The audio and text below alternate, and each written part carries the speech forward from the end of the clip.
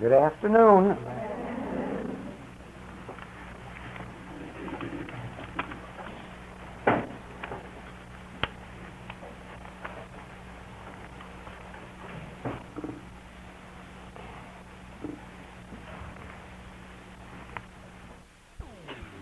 The question is,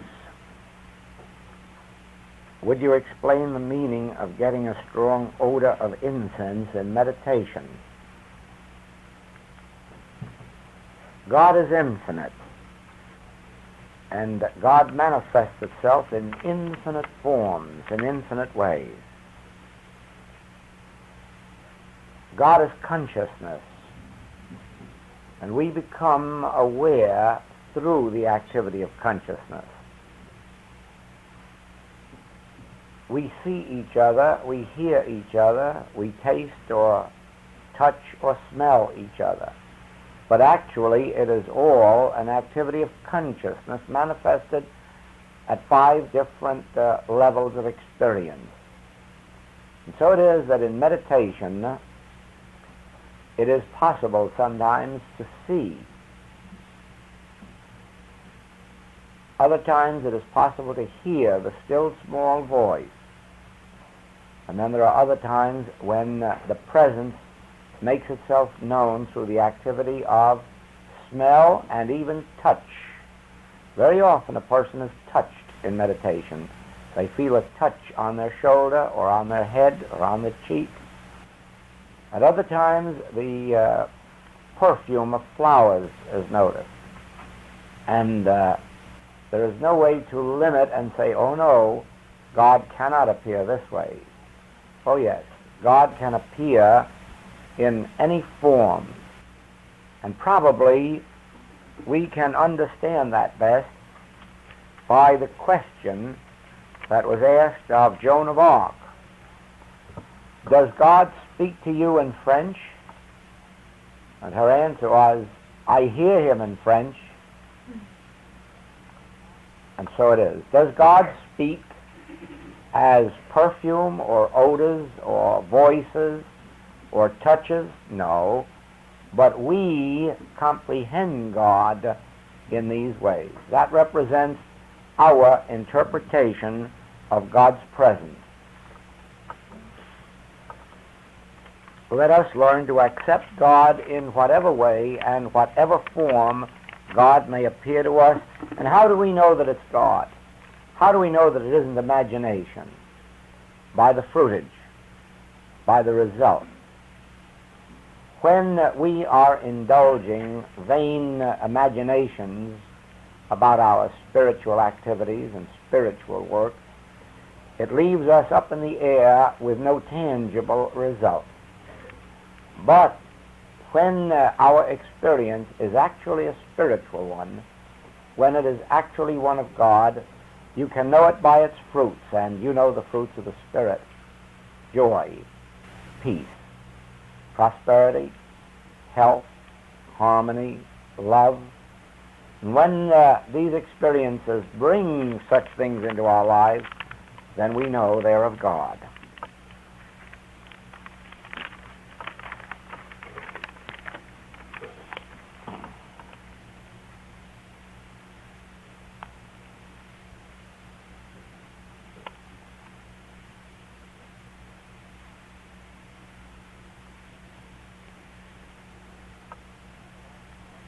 And this is along the same line. All my life I have been conscious of God's presence, the most when in the midst of beautiful views of the sea, mountains, or farms. Now when I'm in the silence, many times there are words come to me, as you say, will come, but for the most of the time, that slowing of the breath or a release comes, and then comes a beautiful vision of mountains, river, or sea. And I have the feeling of complete peace and well-being, and the feeling that I have truly been in touch with God. Yes, I would consider that you have been in touch with God, since actually the presence has announced itself, and then through that touch of the presence there comes the sense of serenity, tranquility, peace. And I'm sure the devil would give us none of those things.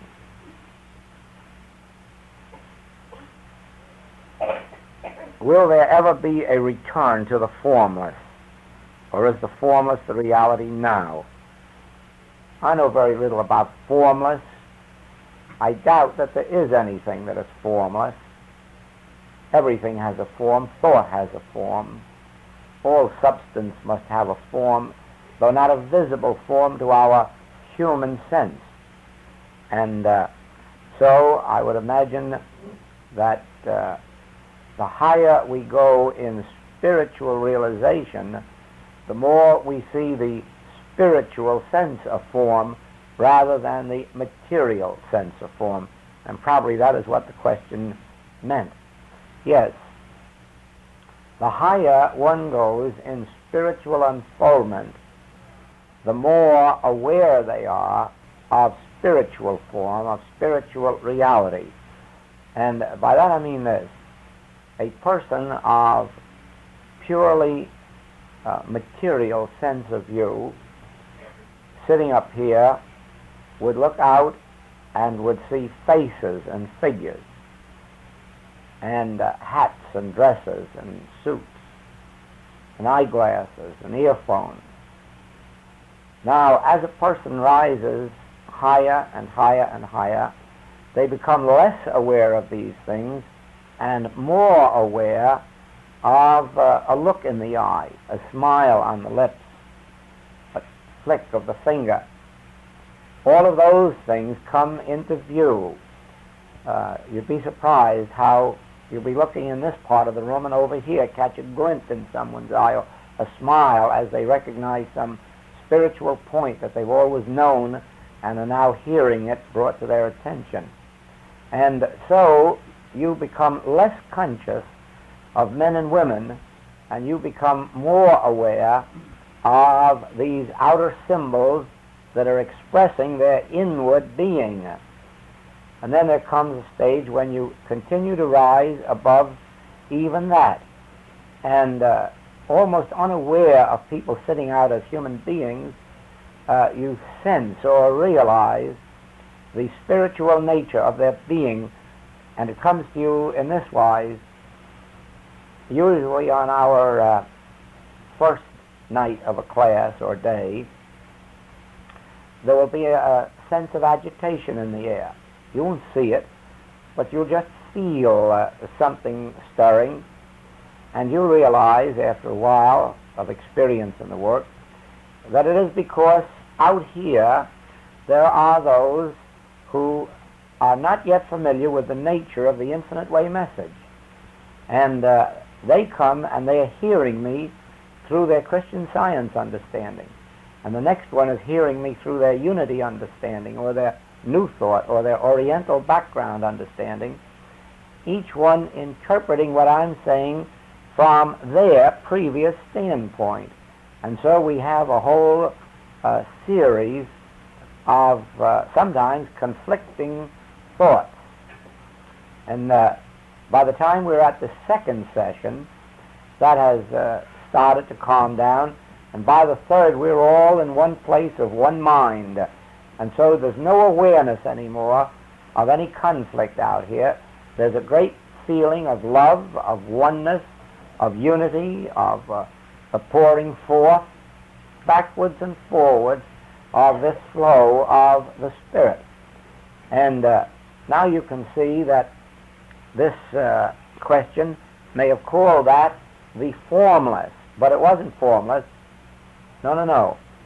It's well-formed, well-defined, and just as that unrest had a form, so has this present peace and tranquility that we have. It also has a form. Last night, the form was tremendous. It was a silence and a peace, but it was as concrete as if you could see it. And so the answer then is that there will be not a return to the formless, but a recognition of spiritual form rather than material form. Should we discard the meditations and aphorisms we have employed before in favor of the listening meditation we have had in this class? Oh, no. No, we should go from glory to glory. We should give up nothing. We should adopt nothing. We should go from one state of consciousness to another. And here is an opportunity to explain previous meditations and aphorisms. We have referred to this before, that our entire existence represents states and stages of consciousness. There is nothing right or wrong in our experience. There are states and stages of consciousness, and in one state of consciousness we do one thing one way, and another state of consciousness we do it in another way, but one is a growth, a development from one into another. Now, you will notice in my writings that every book and every manuscript has a chapter on treatment and on meditation. And if you read them hurriedly, you may think that there are too many treatments, and how can you learn all of them? And some of them even seem to say to give up what is in another one. That's true. That is true. These treatments are for us at our level of consciousness. And it may well be that there are treatments that you will find, or methods of treatment, modes of treatment, in the writings that fit exactly where you are in consciousness now and will make an ideal idea of treatment. And others may seem completely out of line with your thought or your ability. But that doesn't mean that next week or next year that you will not discard the treatment that is so important to you now and see the wisdom of another one further on in the book. But on the same way, we have had this week a form of treatment and a form of meditation, and both of them make use of words, thoughts, ideas. Both of them bring into being statements from Scripture or from metaphysical writings, and then lead to a period of listening when we do not use words or thoughts, but rather listen. It is explained this wise. Our lives tomorrow will be the same as today. Next year will only be a repetition of this year, unless there is a change of consciousness. And the chances are there will not be a change of consciousness unless we individually and specifically do something about it. Now then, if we accept truth teaching, we must understand that just reading books of truth or hearing lectures of truth will have only a slight effect upon our experience. It is the practice of these truths that begins to change our consciousness. And so let us assume for a moment that we have just learned that thy grace is sufficient for me. Now, up to this moment, we haven't known that. We have thought that we had to labor. We had to plot and plan for our future. We had to worry and fear and doubt and be anxious. Perhaps we have had all kinds of human anxieties and thoughts and fears about ourselves and our families and our future. And here comes an idea that is presented to us that thy grace is sufficient for me. And we stop short and say, is that true?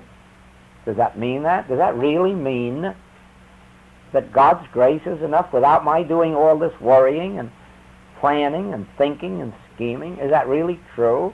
Have I been wasting a lot of time and energy in useless taking thought, when all of the time there was a divine grace at hand that could provide my sufficiency? And you do a lot of thinking about this, and finally you come to the conclusion, well, I will have to prove it for myself. And then you begin to have problems, probably more than yesterday even.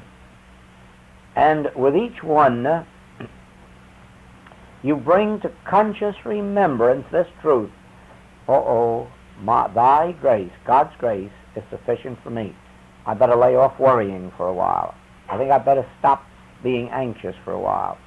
I've just been trying to know that God's grace is sufficient, so I'll let that worry for tomorrow. I'll put off that taking thought for tonight. But right now I'll rest in the truth that God's grace is sufficient. And you relax, and you rest, and you feel at peace.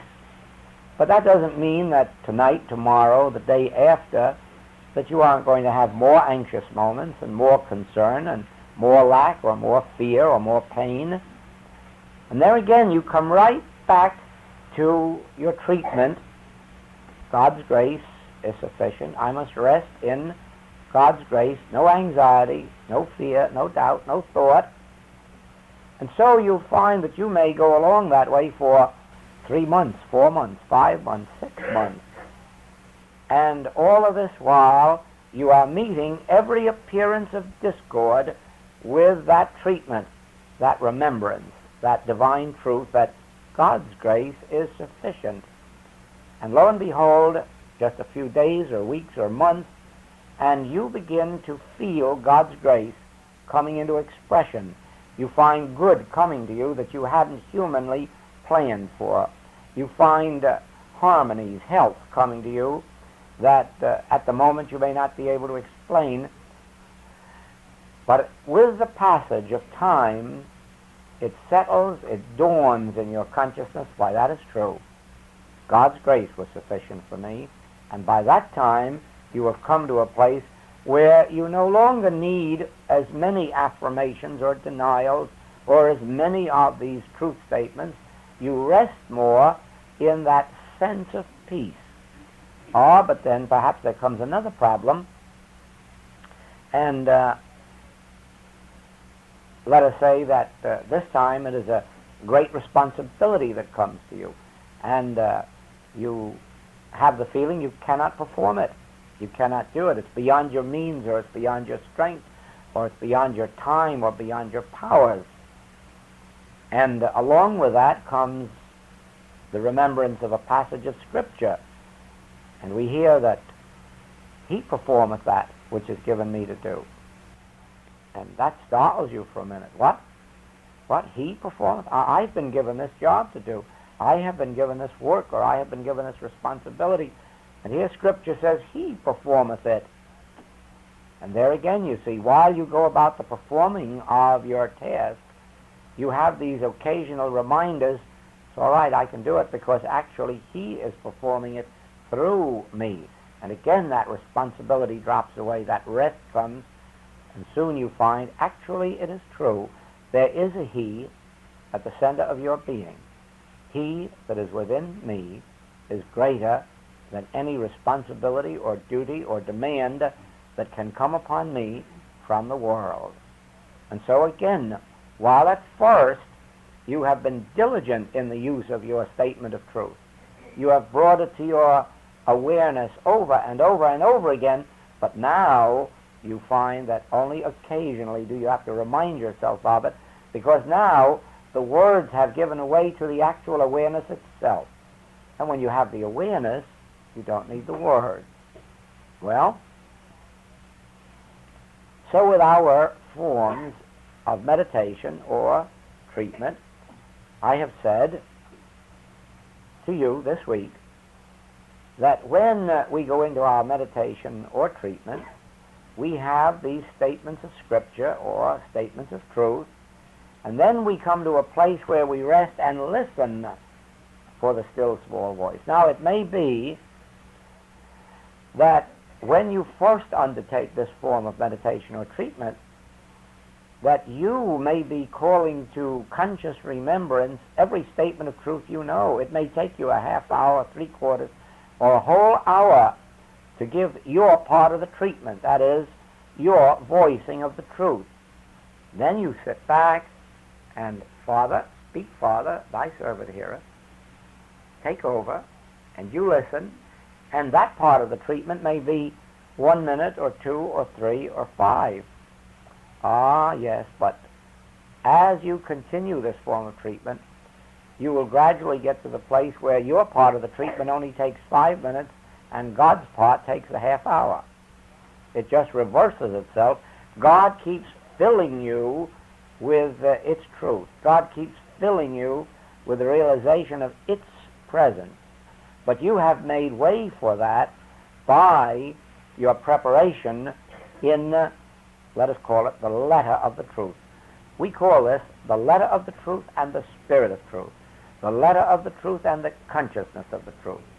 So do not hesitate to bring to your conscious remembrance every statement of truth you know. Do not hesitate to repeat often these statements of truth as against the appearances of discord that come until you have built your consciousness to where that is no longer necessary. And so you see, you do not discard, you just evolve. You grow gradually from one form of treatment to another, one form of meditation to another, and we hope in time come to the place where it is only an occasional occasion that requires us to remember some truth. For the most part, truth is imparting itself to us from the infinity of our being, sometimes in the form of quotations that we already know, and very often in forms that we never heard of before. You see, there come always 2 parts to our spiritual life. There is the part that we develop through the reading of truth, through classes of truth, through hearing truth, through treatments with truth, through conscious remembrance of truth. That is the activity of truth in our consciousness for which we are responsible. That is the activity of truth that we bring to this work. And if we do not do it, we will not develop a higher consciousness than we have at this moment. And that is why, if you give 1 hour a day to the reading or study or statements of truth, you are increasing your consciousness in some degree.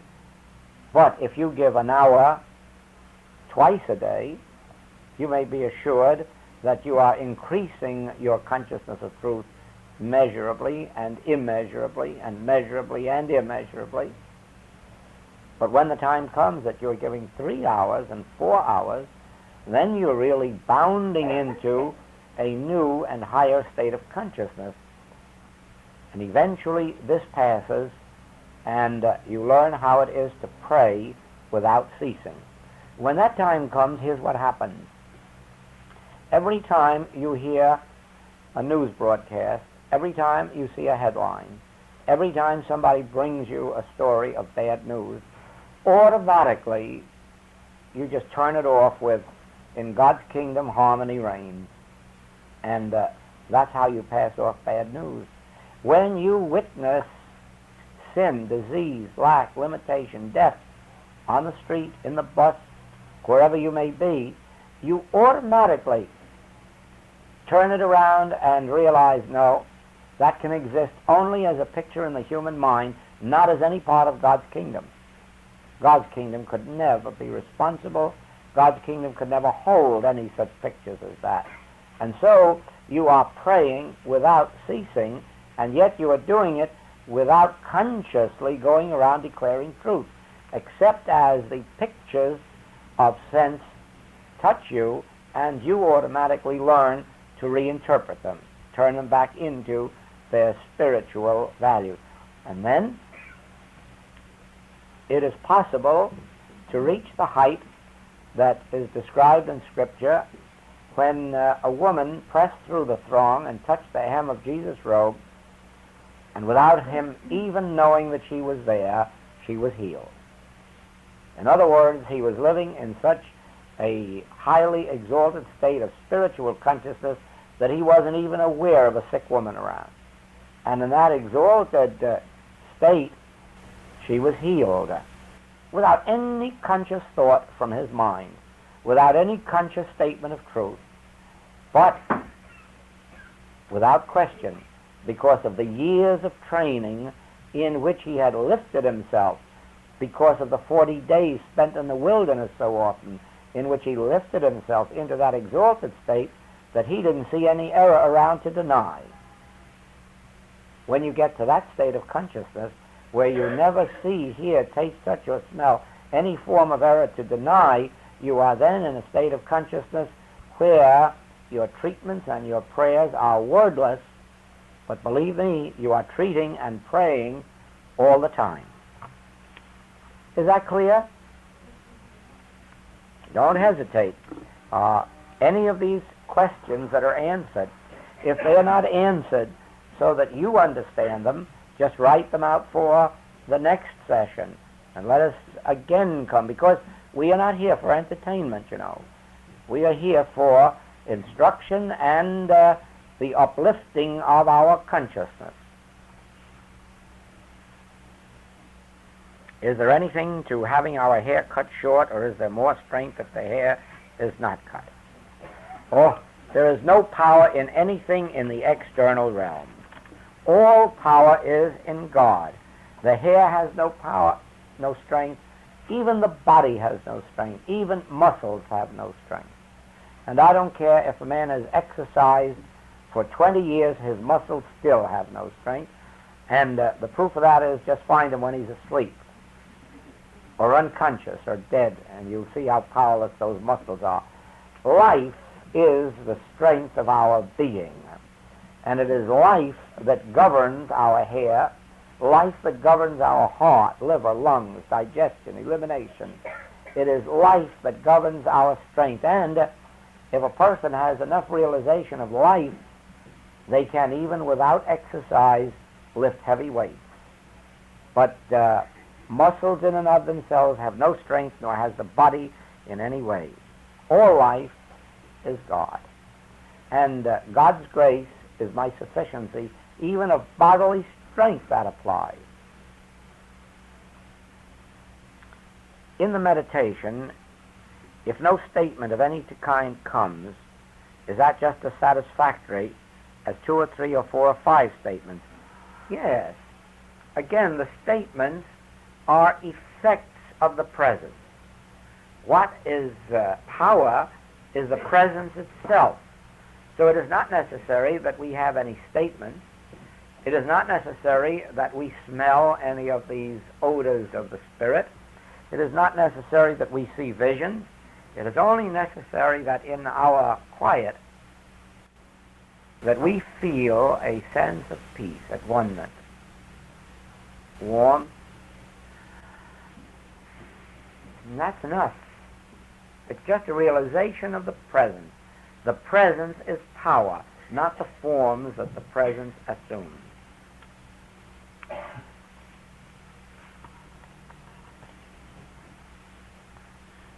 During treatment, when one feels a presence, do you rule out the possibility of this presence as being an etheric entity, possibly a teacher?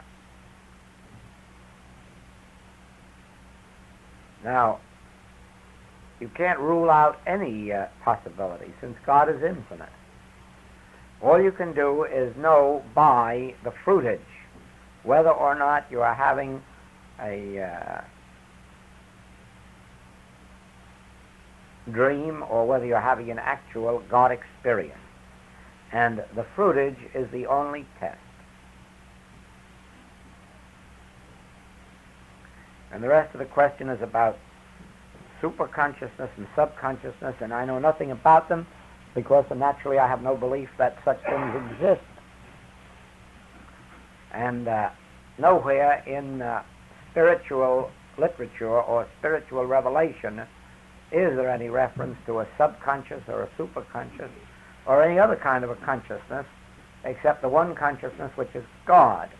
Only psychology and mental sciences divide the mind or divide consciousness, and that has nothing to do with our work. That is a work on an entirely different level.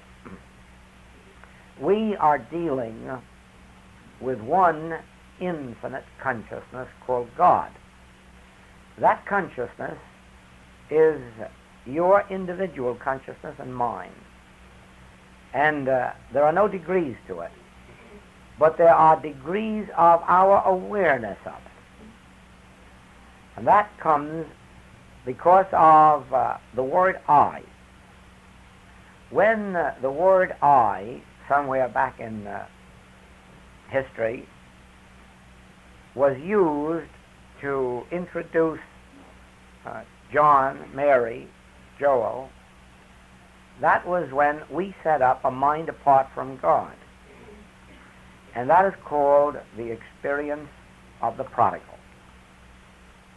Now then, if we say I, Joel, we are referring to a certain state of consciousness, a state of God consciousness, but it may be a limited one, because it would be limited to Joel's concept of what consciousness is or of what his own consciousness is. Now, supposing that we were to accept the human view, that our consciousness is made up of our prenatal experience, our environment, our education, and personal experience. And then we were to say, that is my consciousness.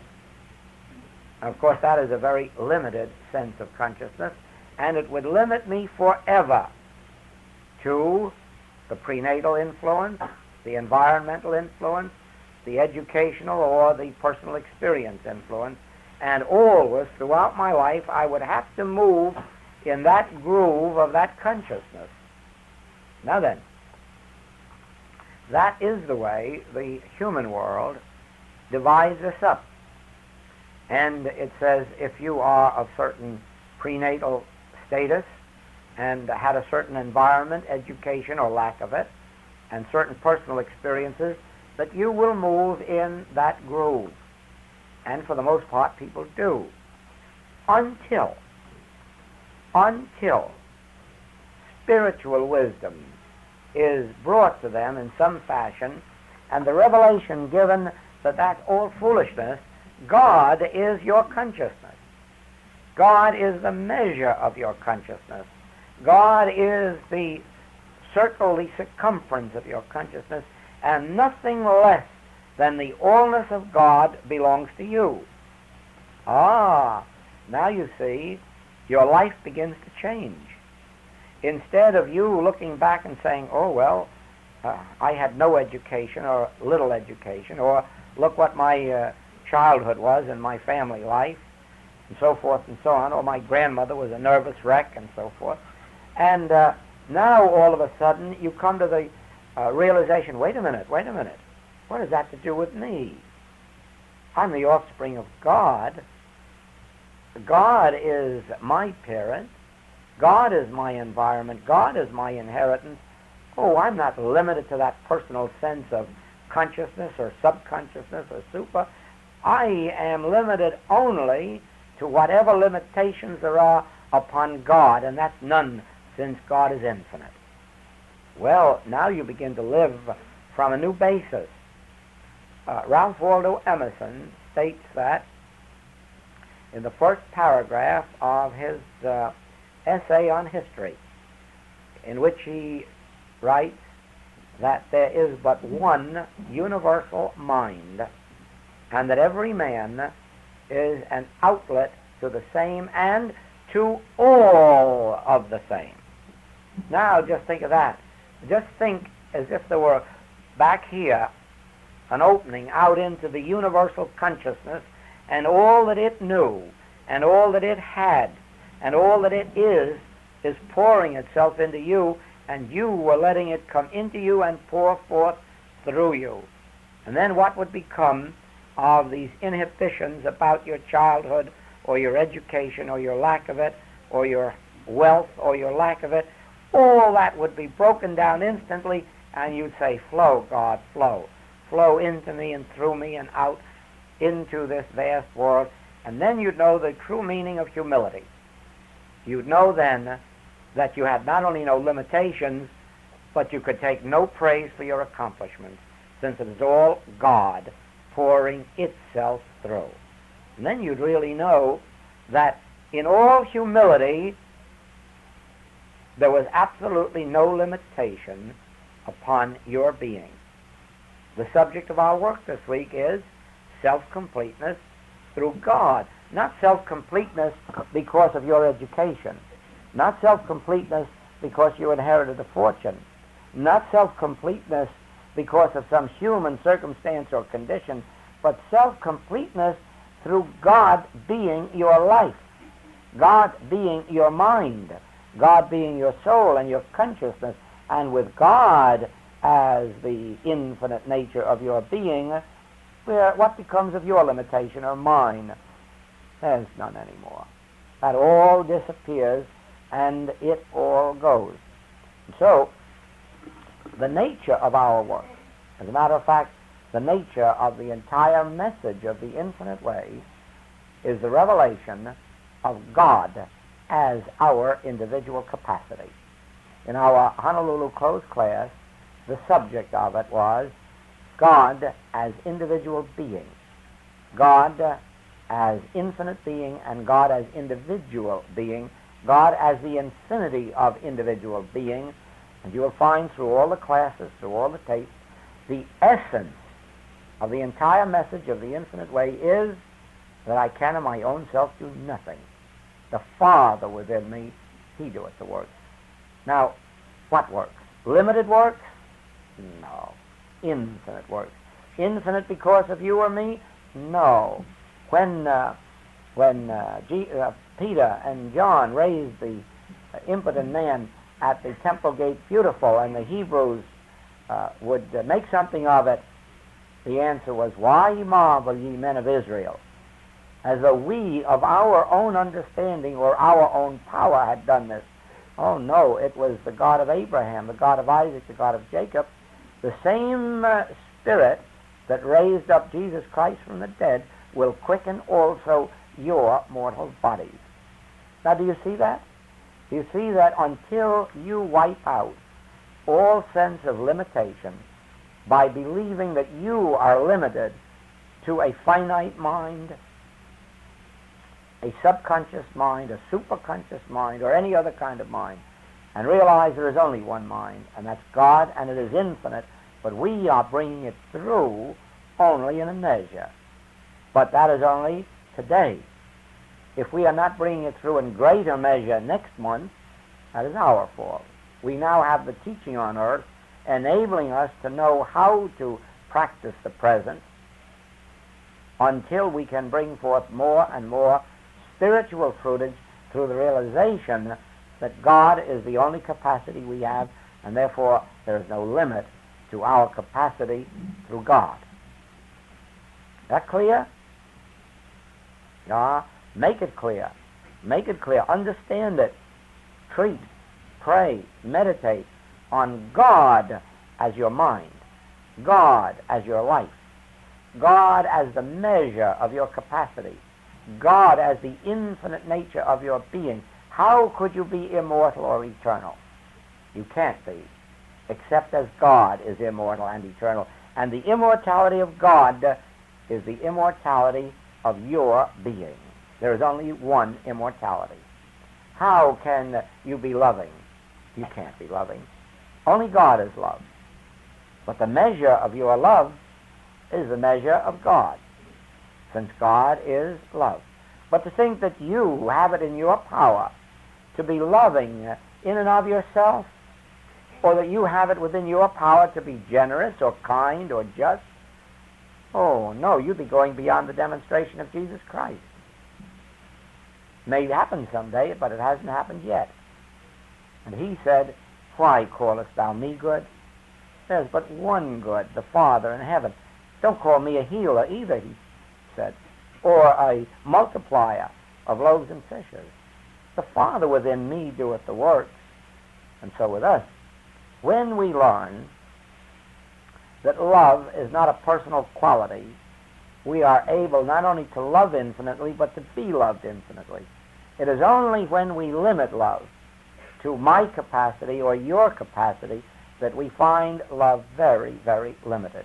It is only when we think of justice as being a quality of this man's character or that man's nature that we find it very, very limited. But when you see that love is of God, justice is of God, benevolence is of God, forgiveness is of God, there's no limitation to it anymore. And you have removed the egotistical sense of thinking that even though Jesus couldn't be good, I can be loving. Oh, no. You can't be loving. Neither can you withhold love, because God is love. And God is forever expressing itself as love through every open avenue. And that we are.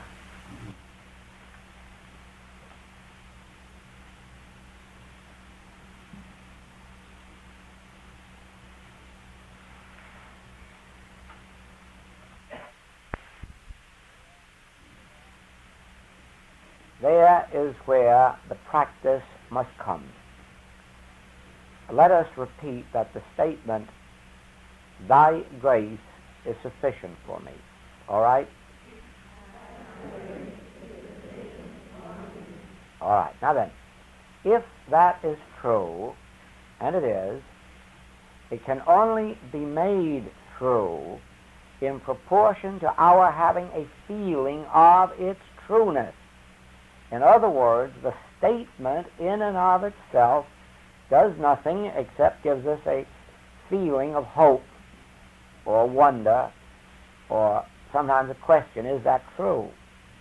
But the statement, thy grace is sufficient for me, is a statement of truth, but it will not come into active expression until that statement of truth passes from being a statement to being an inner conviction. Now, as it came to me in that meditation, the thought came that thy grace is sufficient for me, but with it came this, then thy law must be sufficient for me, and I will have no dealings with material law, medical law, theological law, since thy law must be sufficient for me. Thy strength must be sufficient for me. And that is the question of the strength of my muscles. It isn't a question of my strength. Thy strength is sufficient for me, and immediately followed, thy love is sufficient for me. And all of a sudden I saw the horror of our looking to each other for love, our looking to our friends and relatives for love. And here, right before us, all the time, is the statement that thy love is sufficient for me. Now you see, as we would come into this awareness that God's love is sufficient for me, God's love would be made evident to us through men and women. Why? Because there is no God separate and apart from men and women. If you say that you love God whom you have not seen, and do not love your fellow man whom you have seen, you are a liar, says the Scripture. In other words, then, by first looking away from man and woman and realizing God's love is sufficient for me and resting in that, then God's love appears to me. But more than likely, it will appear as men or through men and women and children and the world at large, animals, birds, plants. It will come to me through God expressed as some measure of form. God's love. How about this? God's wisdom is sufficient for me. Is there any need then for being concerned about my wisdom or yours or our lack of wisdom? No, we're opening ourselves now to God's wisdom is sufficient for me. And then a rest, a period of rest. And God's wisdom fills us, and God's love fills us. God's presence is sufficient for me. God's presence, we've been thinking in terms of husband, wife, sister, brother, friend, or other relative, and here we are faced with the truth that God's presence is sufficient for me. Just think of that. God's presence. You know we don't believe that. You know we don't accept that as a rule. We talk in terms of God's presence and then turn around and cry our hearts out for some other presence. Sometimes even for some other absence of a presence.